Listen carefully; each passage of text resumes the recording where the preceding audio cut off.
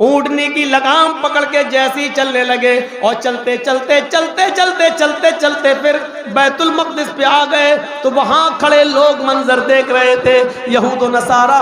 وہ سمجھ رہے تھے کہ جو اونٹنی کے اوپر بیٹھا ہوا ہے وہی امیر المومنین ہے، وہی عمر ہے جس نے اتنی جلدی پوری دنیا کے اکثر حصوں پہ قبضہ کر لیا اور اس نے اسلام کو پھیلا دیا، جھنڈا اسلام کا لہرا دیا، بیت المقدس تک آ گیا۔ لیکن ان کا غلام اونٹنی کے اوپر بیٹھا ہے، وہ اتر کے آتا ہے بیت المقدس کے قریب، لوگ اس سے مصافحہ کرتے ہیں، سمجھ رہے ہیں کہ یہی امیر المومنین ہے۔ اس نے کہا مجھ سے مصافحہ کیوں کر رہے ہو؟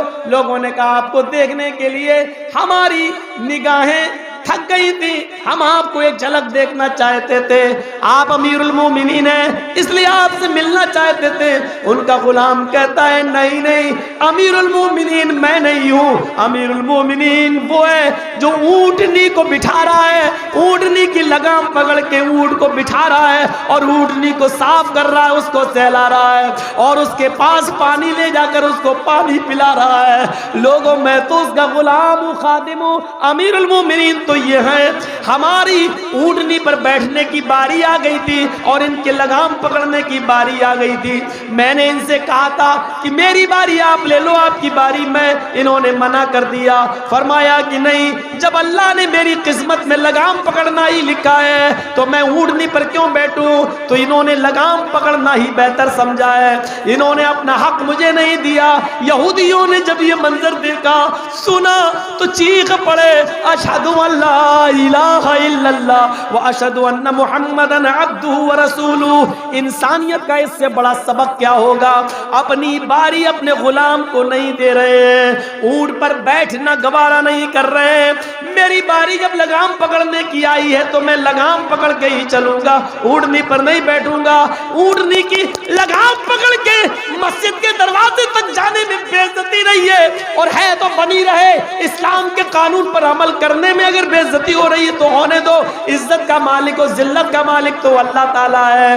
میرے پیارے ساتھیوں، یہ اس امیر المومنین کی سادگی کا حال ہے جس نے 22 لاکھ مربع میل پر حکومت کر کے دکھائی، جس میں آپ کا چائنا بھی تھا، آذربائیجان بھی تھا، عراق بھی تھا، ایران بھی تھا، مصر بھی تھا، فلسطین بھی تھا، سیریا ملک شام بھی تھا، مصر بھی تھا، اس میں یہ سارے ممالک آیا کرتے تھے۔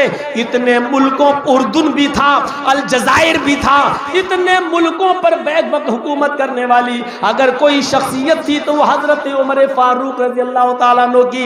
اتنے ملکوں پر خلافت کرنے والی شخصیت کا حال یہ کہ وہ اونٹنی کی لگام پکڑ کے چل رہا ہے اور یہ درس دے رہا ہے امیر ضرور ہوں لیکن امیروں غریب میں کوئی فرق نہیں ہے، مالک آقا اور غلام میں کوئی فرق نہیں ہے۔ اپنے غلام پر رحم کرو، غلام بھی انسان ہوتا ہے، اس کو انسانیت سے مت نکالو، اپنے غلاموں پر بھی رحم کیا کرو، اپنے غلاموں کو بھی انسان سمجھا کرو۔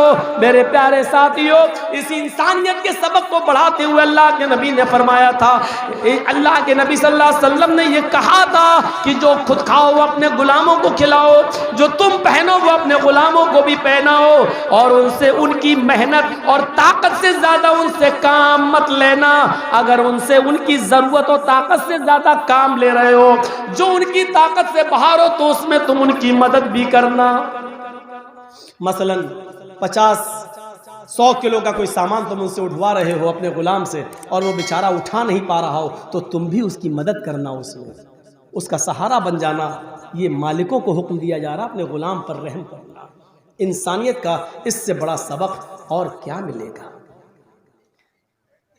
انسانیت کا سب سے بڑا سبق اس ذات نے دیا جس کی تعلیم کا یہ اثر ہے، ارحموا من فی الارض یرحمکم من فی السماء۔ تم دنیا والوں پر، زمین والوں پر رحم کرو تو آسمان والا تم پر رحم کرے گا۔ زمین پہ صرف انسان ہی نہیں ہوتے ہیں، زمین پر جانور بھی ہوتے ہیں۔ مطلب یہ ہے کہ زمین کی مخلوق پر تم رحم کرو تو آسمان والا تم پر رحم کرے گا۔ اللہ کے نبی کی اس تعلیم کا اثر یہ ہوا کہ صحابہ کرام جانوروں پر بھی رحم کیا کرتے تھے، حضرت عمر فاروق نے جب دیکھا کہ میرے دو اونٹ بیت المال سے بھاگ گئے تو ان کو پکڑ کے لائے.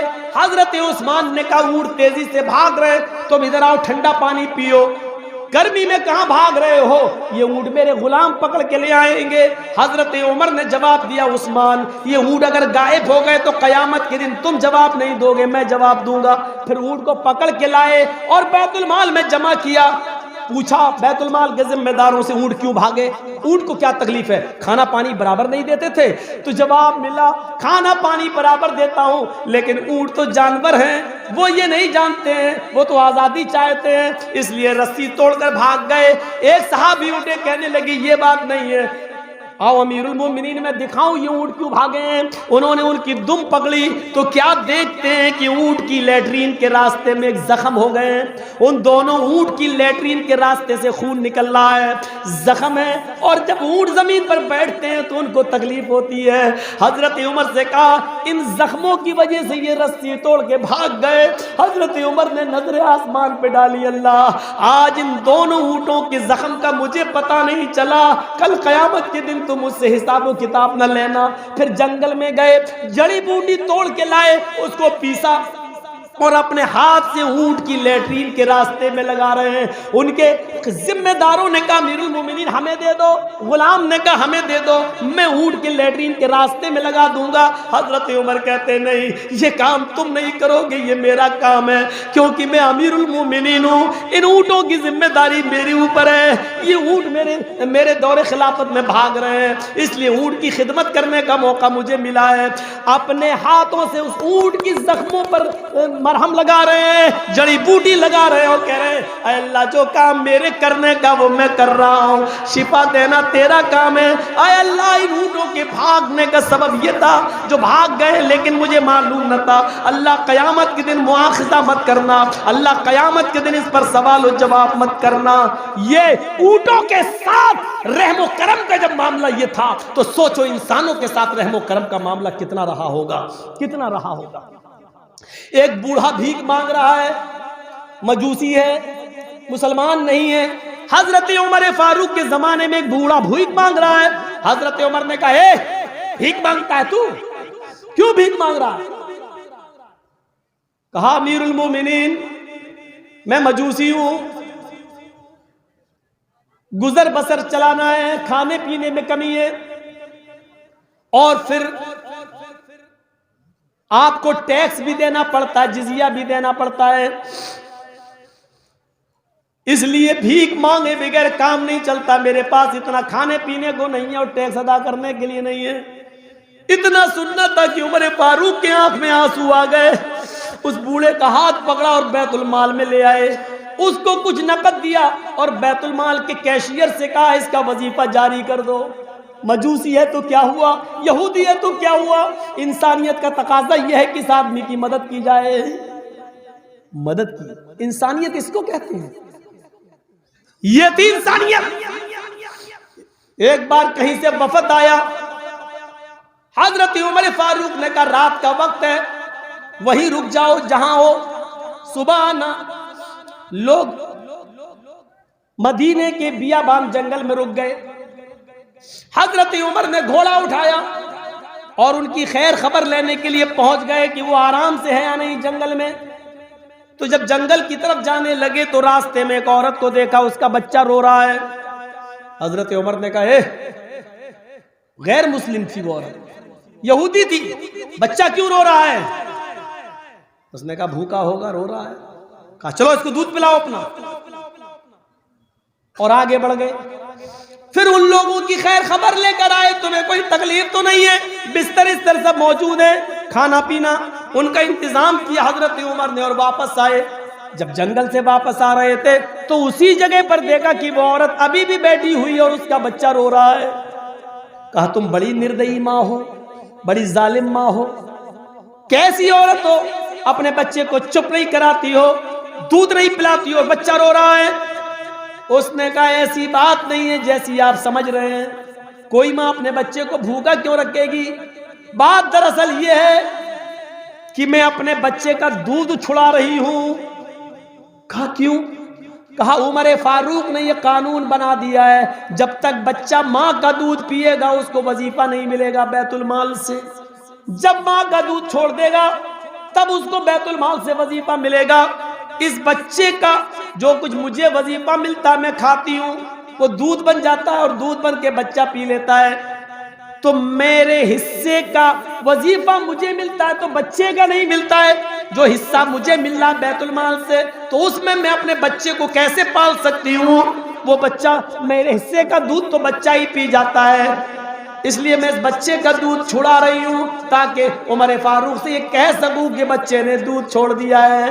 حضرت عمر فاروق کی آنکھوں میں آنسو آ گئے اور روتے ہوئے کہتے ہیں آئے عمر، تو کتنا بڑا ظالم بن گیا ہے، کتنے بچوں کو تو بھوکا مارنا چاہتا ہے۔ پھر فوراً بیت المال گئے اور حکم دیا آج کے بعد یہ حکم نافذ کر دو کہ جو بچہ جس دن اپنی ماں کے پیٹ سے پیدا ہوگا بیت المال سے اس بچے کو اسی دن وظیفہ ملنا شروع ہو جائے گا۔